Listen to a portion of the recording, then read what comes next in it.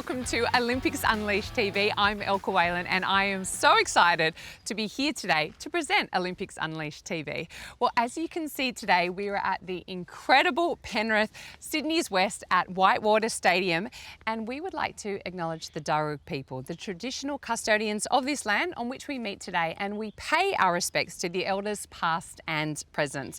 I extend that respect to Aboriginal and Torres Strait Islanders people watching today, and welcome.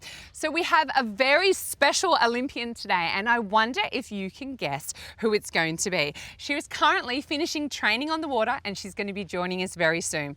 She has won 2 medals in Tokyo, a gold and a bronze, is a triple Olympian and has won 4 Olympic medals in the sport of canoe slalom. Any guesses? Well, you guessed it, it's Jess Fox. It's so exciting to be able to interview her soon and for all of you to be able to listen, watch and learn. She is an incredible athlete and an inspiration to us all. She's just finishing off on the water, so while we have you, this is a great time for you to get excited about the 2022 Winter Olympic Games, which is going to be held in February just as you come back from school. So lots of exciting things coming up. So what a year it has been. Congratulations to you all, parents, students, teachers, all of you, for what's been such a tricky and interesting last few years. How amazing was the Tokyo Olympic Games? So now I want you to sit back and let's relive some of those incredible moments. You gotta hug it out. So you can sing along. Traveling in a fried out combi, hippie trail head full of zombie. Met a strange lady, she made me nervous. She took me in and gave me breakfast. She said, "Do you come from a land down under? Women glow and men plunder. Can't you hear the thunder? You better run, you better take cover."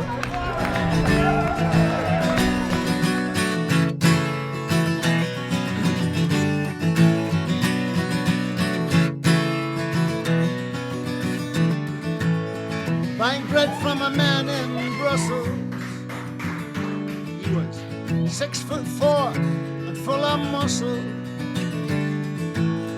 I said, "Do you speak my language, brother?" He just smiled and gave me a Vegemite sandwich, and he said, "I come from a land down under. The rivers flow, and man they chunder. Can't you hear the thunder? You better run, you better take cover."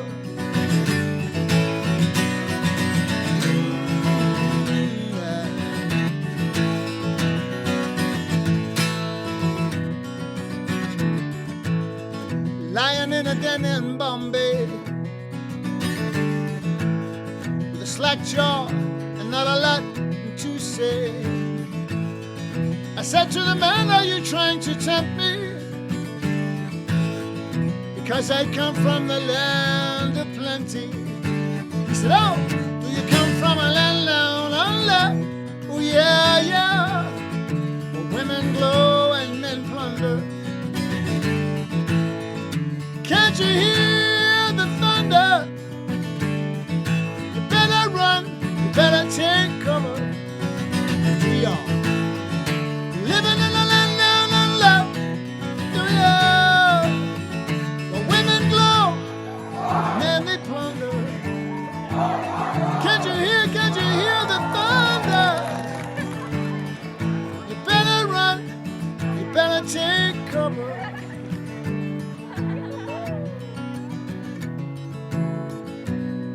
Once an Olympian, always an Olympian. Once an Olympian, always an Olympian.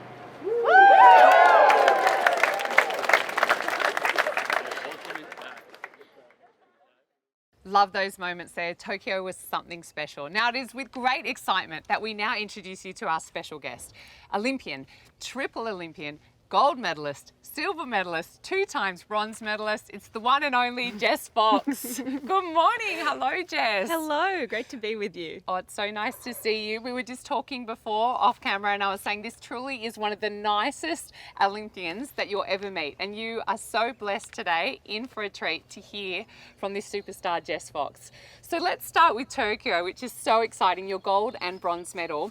Now, you actually didn't come home straight after the Olympics. You've been overseas. So tell us what that was like, finally getting to Tokyo with everything, as we know, boys and girls, that's been going on in the world.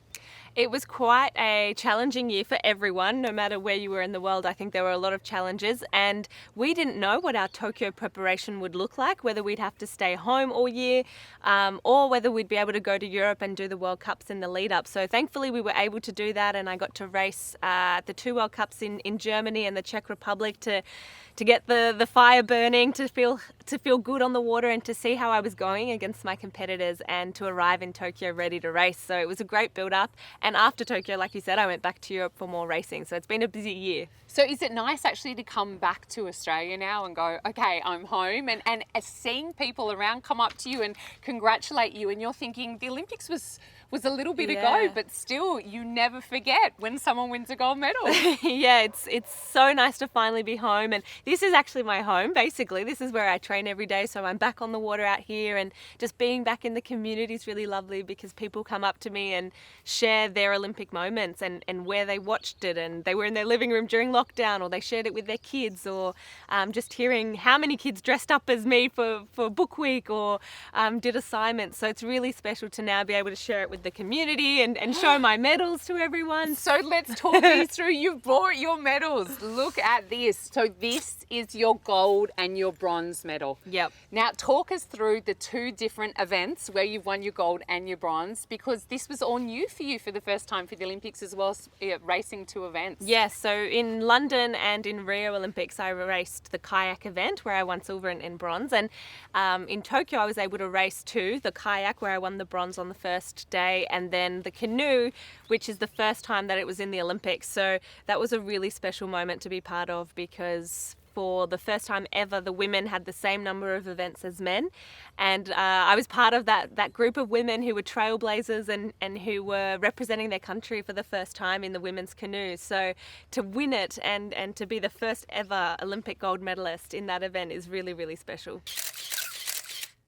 So you stand up twice on the dais at these Olympics in Tokyo.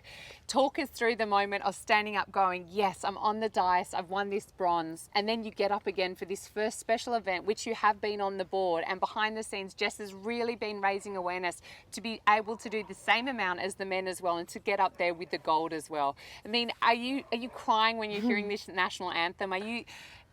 Does it flash before your eyes when you're standing up on the dais? So when those boys and girls are watching, what is going through your head when you're standing there collecting this amazing medal? It was such a whirlwind of emotions. I think the first event with the kayak, I was a little bit disappointed with my race, but still so proud to win a 3rd Olympic medal and to be on the podium and share it with 2 really good friends. Mayalen, who was on the podium in London, in Rio and in Tokyo, and Ricarda Funk, who's one of my biggest rivals but also a close friend. So that was special to just be there with them. And then a few days later to come back and win the canoe, that's where all the emotions came out. Just the relief, the pride, the joy, being able to share it with my mum, who is also my coach, and just, yeah, when I finally got to stand on the podium, I still get a little bit emotional now, because it was just all those years of hard work, 15 years to get to that moment and stand there and be the first. And it was, a very proud moment to hear the anthem and to come back to the Australian HQ in the village and see my teammates was special. Now, you were just talking about your beautiful mum then. Your mum and dad play a huge role in your life and your sport as well. So tell us about that. Yeah, so both my parents used to compete in canoe slalom as well. Mum raced for France and she represented France at the 92 Olympics and the '96 Olympics where she won a bronze medal, and then she became a coach and she's now my coach. And Dad represented Great Britain, and unfortunately for him he came fourth, but he was multiple time world champion and one of the greatest paddlers in our sport. You guys would have to be one of the greatest families Yeah. ever. What about all this talent in one family? And who can forget, watching you embrace your mom and also your dad commentating as well. It was just so beautiful to see the bucket of emotions as well. It was crazy. And I think what was really hard in Tokyo for many athletes was there was no crowds, so no spectators, no family could be there. But I felt so lucky that my mum is my coach and was able to be there on the ground. And Dad, obviously, a commentator, and through FaceTime, I was talking to him a lot, and he was still being part of the experience as well, even though he couldn't be on the ground in Tokyo. So it was super special. And my sister is also a paddler and my training partner and a teammate and a competitor too. We verse each other. So it is quite a family sport for us. So tell us about that experience, being in Tokyo and not having anyone there. For you, actually, it was different, and you're in probably one of the most unique positions where you did have your family there. Was that enough, or did you kind of really feel the void of not having the huge crowds there? I would have loved to have the crowds there. We actually turned up and saw the venue and it looked incredible and the grandstand was massive, and then they told us no, there won't be any spectators, and that was a little bit heartbreaking, but I think everyone understood why. And the main thing was to be able to compete, and having been to London and Rio, I've had that experience with the crowds, and I was wondering how Tokyo would feel. And I think sitting on that start line, I was just as nervous. I knew it was the Olympics. It still felt like the Olympics. So without the crowd, it was still quite a high pressure, high stressful environment, and it was still super enjoyable to be a part of. But hopefully in the next Olympics, the crowds will be back. Well, that leads me to 2024, Paris. Tell us, are you going for a fourth Olympics? Yes, the plan is to try and make it to Paris, and that's only 3 years away now with the postponement of the last games. So I'd love to be there. I was born in France, so I do feel a little bit at home there, and I love the croissant and pain au chocolat, the pastries that they have there. So I'll be at the bakery every day, I think, if I go to Paris. Oh my goodness. Even the birds in the background here are cheering Jess on. As you can hear out in nature today, and it's absolutely gorgeous. Let's talk about something a little bit deeper, particularly for some of the older students watching. Talk about pressure. Talk to me about the pressure of going into a race, knowing that you're number one. Talk to me about the pressure of going to every Olympics you've gone to and you've medalled. Yeah, I think pressure is something that athletes deal with, and I guess as your career progresses, it just becomes a little bit more heavy in a way to deal with, and you've got to learn to manage that. And you've also got to learn to manage your internal and external expectations and figure out what you can and can't control as an athlete. So for me, the pressure was coming from media and I guess myself wanting to do my best on the day. It's not so much about winning the medals or going to a third Olympics and I had to win 2 medals. I think it was more about getting to the games as prepared as I could be, ready to race and doing the best runs that I could. And I think for me, if I'd, the canoe was such a great race that I was so proud of the way I competed at an Olympics. It's really hard to do that in a final. So to come away with the gold was amazing. And with the kayak, I think it's just kept me hungry for more. Yes.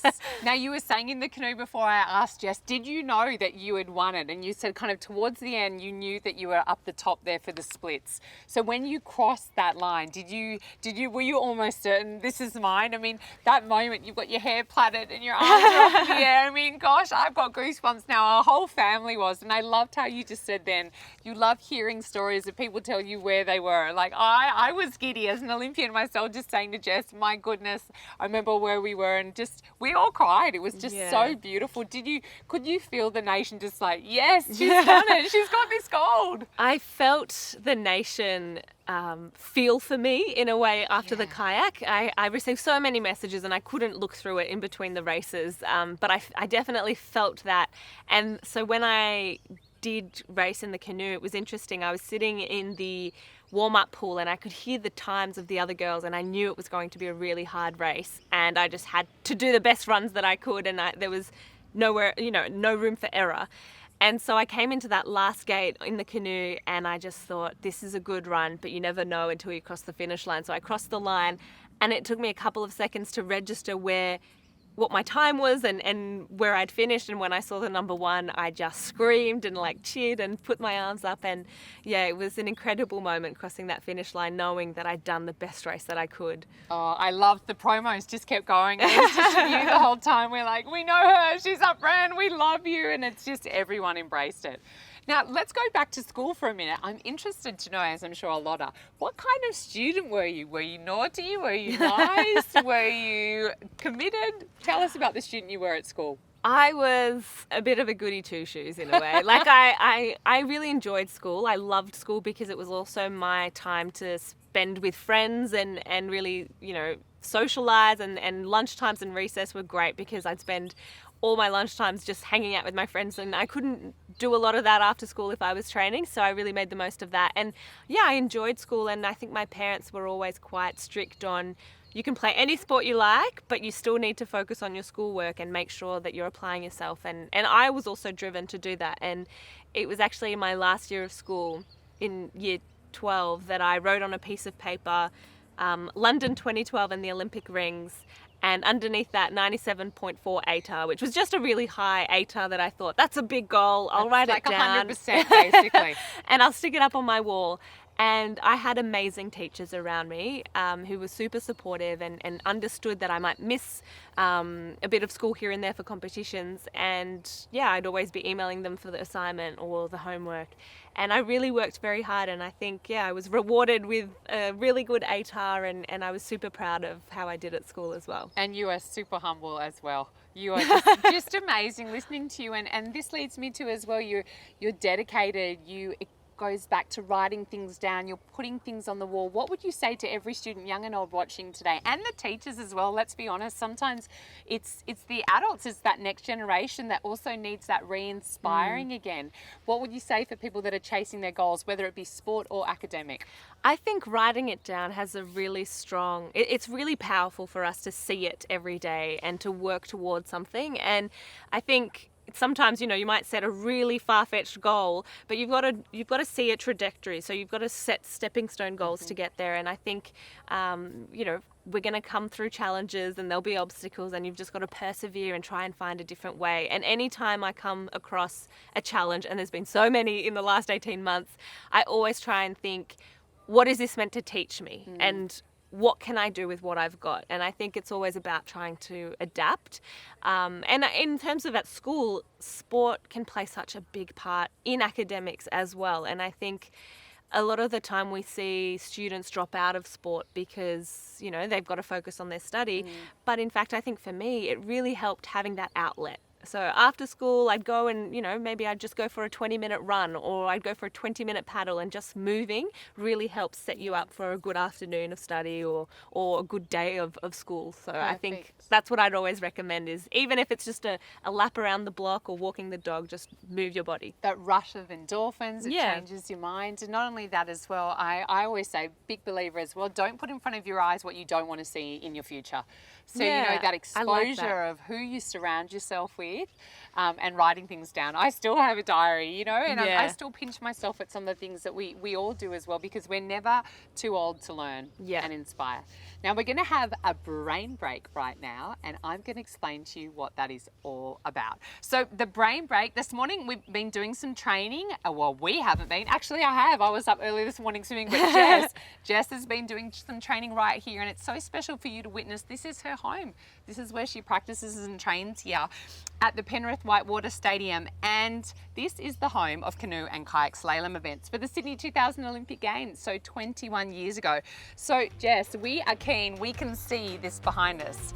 BK is going to come and join us. Are you up for showing all of us some tips on this? Yes, definitely, let's do it. All right.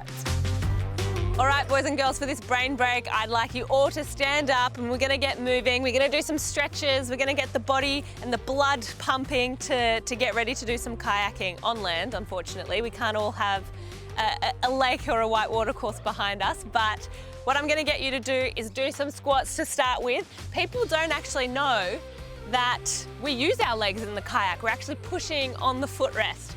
And now you're going to move your hips too, because we use them a lot to use our edges. So circling around, and the shoulders and the arms get get the flexibility, get the arms moving, some big swings. Hopefully you don't take out your classmates next to you. Individual arms. There we go. And the rotation, which is also super important to be able to duck for the gates. Doing some good stuff there, BK. All right, perfect. So now I'm gonna get into my kayak. You can do this sitting or standing. If you're gonna do it standing, I want nice big strokes. Pretend you've got a paddle and you're charging the rapids. So as I get into the kayak, I put my legs out in front. I grab my paddle, and then we go and we reach as far forward as we can. And this is how we do the kayaking down the rapids. You're really using your core, your shoulders, your back muscles, and when I need to turn, we reach. So let's do a few draw strokes. So reaching back behind you, everyone, and the other side.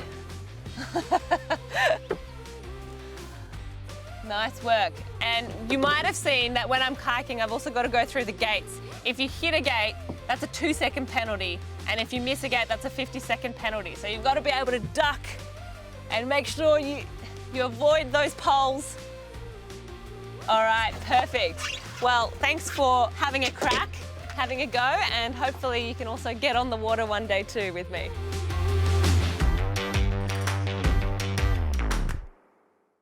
Now, word on the street is that you love the Winter Olympic Games, and they are coming up next February. Yeah, I'm obsessed with the Olympics whenever they're on TV, and the Winter Games, I think, are just such an exciting Olympics to watch. We've got amazing athletes who'll be competing. I love the slope style events that are a bit more, artistic and creative, and I also love the ski and snowboard cross events. So super pumped to be watching them. And if I can also encourage all the students to keep doing the village art, you've still got time to submit, and we absolutely love seeing your artworks in the village. I had a few in my room, and it was just the best to walk in and get a little feel from home, and all the students supporting us. It's amazing. Oh, well, we love you, Jess, and we're going to finish off with something really fun. I'm going to ask you really short, fast questions, and you have to give short, fast answers. Are you ready? Woo! Yep. Okay. Favourite food? Thai food. Favourite ice cream? Chocolate. Favourite book? Oh, Harry Potter. Oh, I love that. What would you be if you weren't a paddler? I think I would have looked into medicine, or I would have done snow sports. Maybe I would have been a snow athlete. So clearly she got a very high mark at school. Favourite movie? I'm going to stick with Olympic theme and say Cool Runnings. Oh yes, love it. Kiss the lucky egg. Yeah. Favourite song? Coldplay, Every Teardrop is a Waterfall. It was the soundtrack of the London Olympics and the Tokyo medal ceremony music, so it's very special to me. And last one, a hidden talent.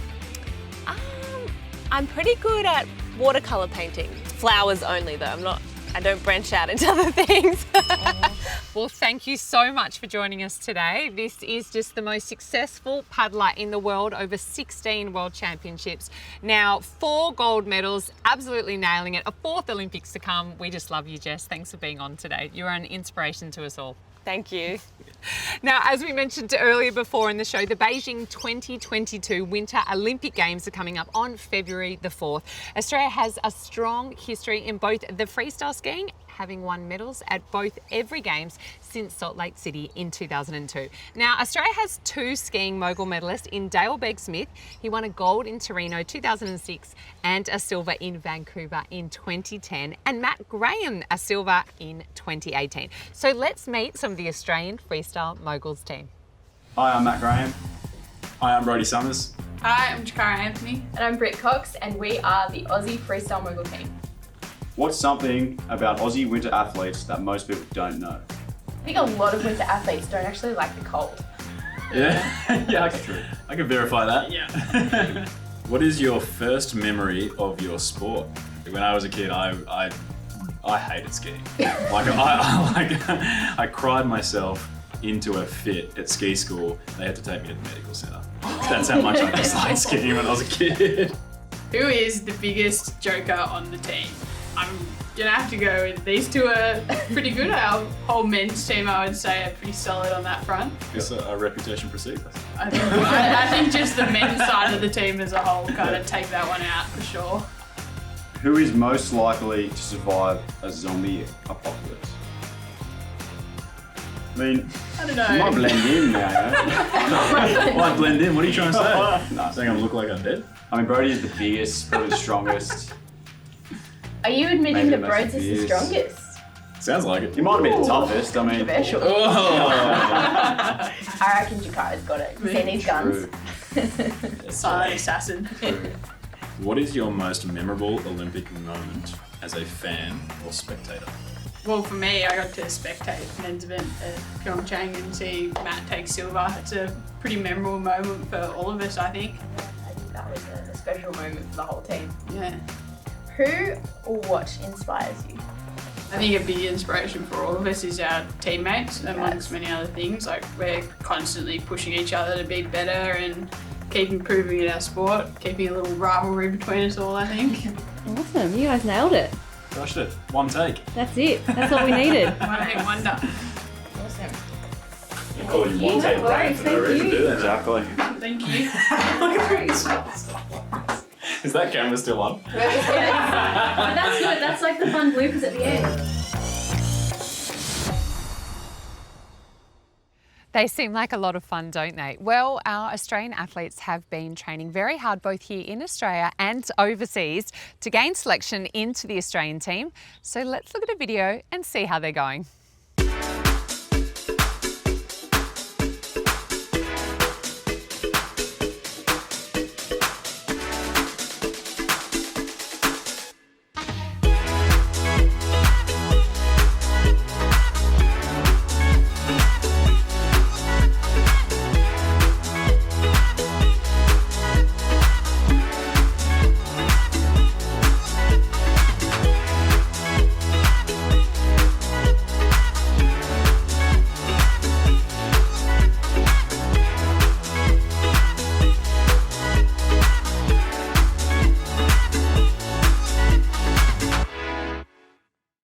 Well, how cool does that look? Would anyone like to try aerial skiing?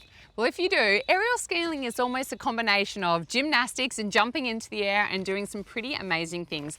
And we're just about to see a video and we're going to explain more what aerial skiing is. It's one of the greatest sports that you can do coming up in the Winter Olympics. We have three-time Olympian and Sochi 2014 silver medalist and now coach David Morris sat down with current Australian aerial skier Abby Wilcox to talk all things aerial.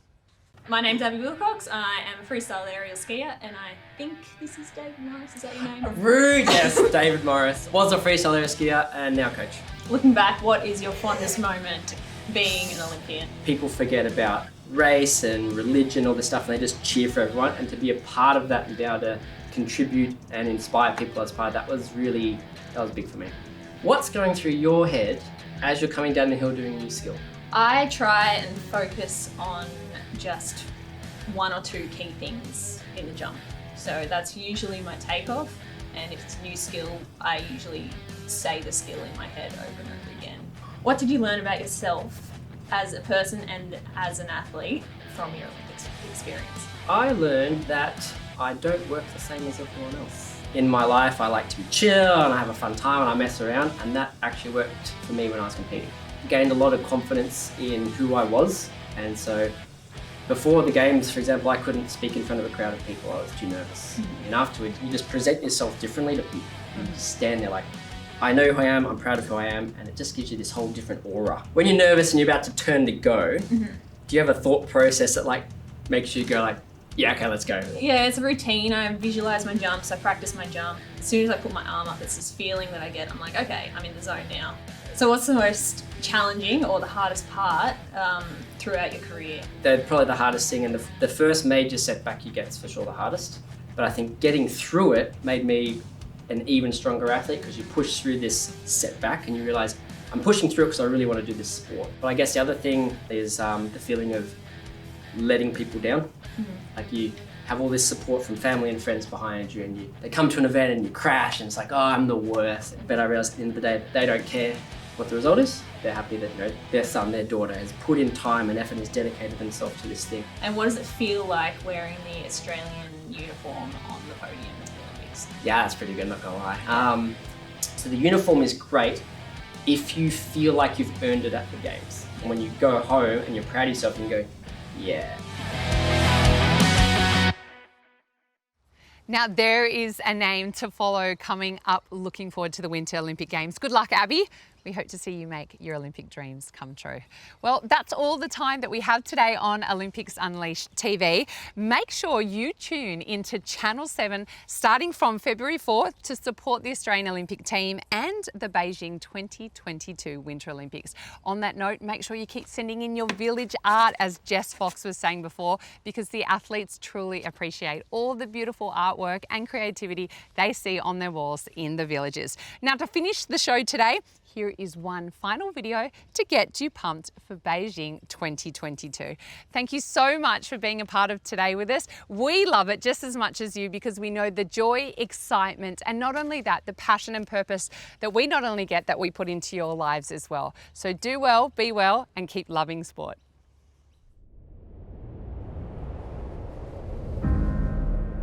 The best ice and snow athletes in the world, about to embark on what is the biggest ride of their lives.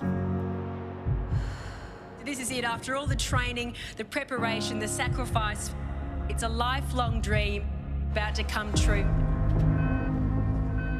Welcome to the greatest show on snow.